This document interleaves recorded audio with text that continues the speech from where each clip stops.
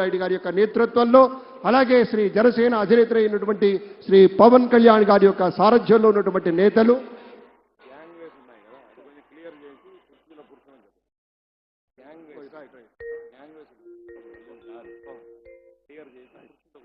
ఒక చిన్న మనవి, పోలీస్ శాఖకు మనం సహకరిస్తూ వెళ్ళాలి.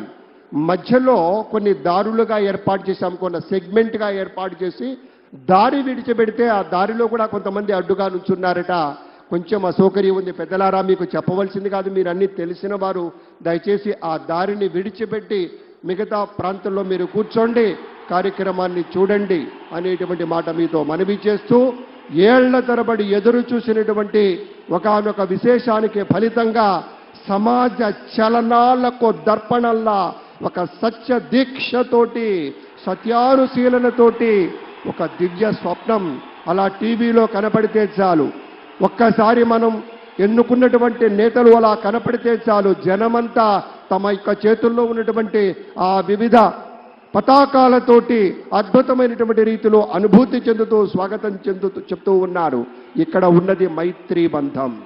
3 పార్టీలు కాదు, ఈ యావత్ ఆంధ్రప్రదేశ్ రాష్ట్రం నలుచెరుగులా ఉన్నటువంటి పెద్దల యొక్క మైత్రి బంధానికి ప్రతీకలా అటు భారతీయ జనతా పార్టీ, జనసేన, ప్రధానమైనటువంటి తెలుగుదేశం పార్టీ ఇవన్నీ కూడా ఉత్తమోత్తమైనటువంటి లక్షణాలతోటి ఎంచుకున్నటువంటి సమాజ సేవ అన్న దానికి నిలబడి కట్టుబడి ఉంటామని ఈరోజు ప్రమాణ స్వీకారం చేస్తారు.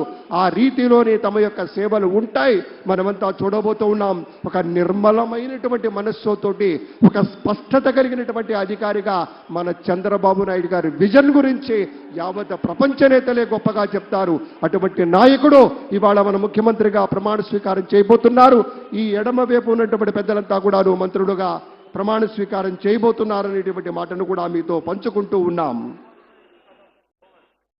అందరూ ఒకసారి గట్టిగా చప్పట్లు కొడదామా?